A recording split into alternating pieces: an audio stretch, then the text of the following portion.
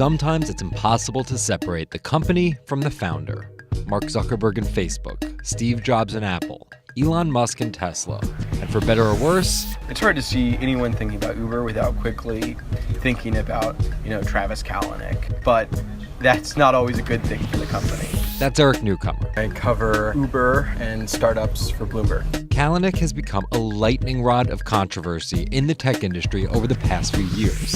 And Seth Meyers said he's what happens when you spray Axe body spray into a suit until it became sentient. And after a number of damaging scandals, Kalanick resigned as CEO from his $69 billion brainchild. This is the story of how Travis Kalanick built one of the most successful and controversial tech companies in the world.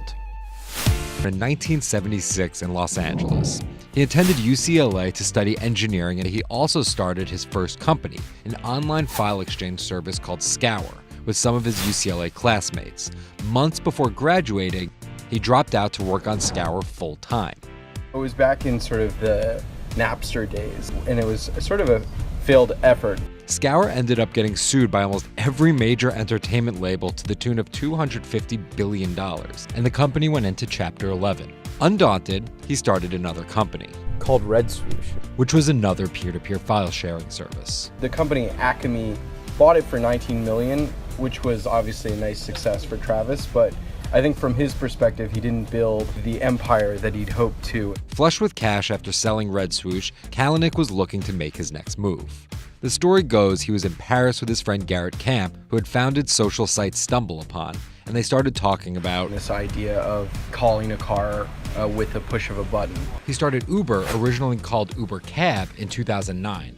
And was first thought of as a luxury service. It was a black car business in the beginning. It wasn't this sort of peer-to-peer ride sharing. It was, nice black cars, and this was meant to get a car whenever they wanted and to get a nice car. But when its main competitor entered the marketplace in 2012, Uber had to pivot. Once it was obvious that Lyft was going to be successful and be able to do this peer-to-peer ride sharing business, he was savvy enough to launch his own products. So Kalanick, well known as an extremely strong salesperson, raised a huge amount of money. They raised, hundreds of millions from Google Ventures and TPG. And created UberX, which is really the defining product, which lets people sign up with basically the car they have without having to have been this legacy black car worker. Almost single-handedly, Kalanick created what we now call the gig economy, paying independent contractors through an app for a service, whether it's cleaning a home, delivering food, or being a chauffeur. Even though the company is 12,000 people now,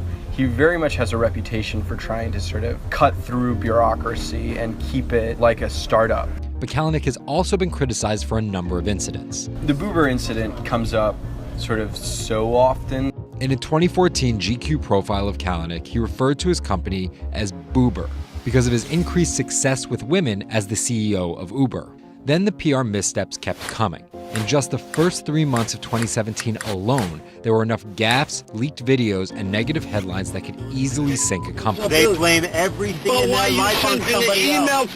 There's this constant clamor for him to grow up. The company is sort of in the middle of trying to decide whether he can really be their identity, both publicly and internally. In February of 2017, the board hired former Attorney General Eric Holder to investigate the company following a bombshell blog post from a former Uber employee accusing the company of systemic sexual misconduct.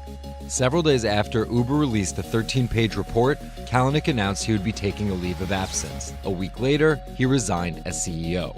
So while the question used to be who will Kalanick hire as his number two, the question now is how the company will successfully navigate the post-Kalanick era.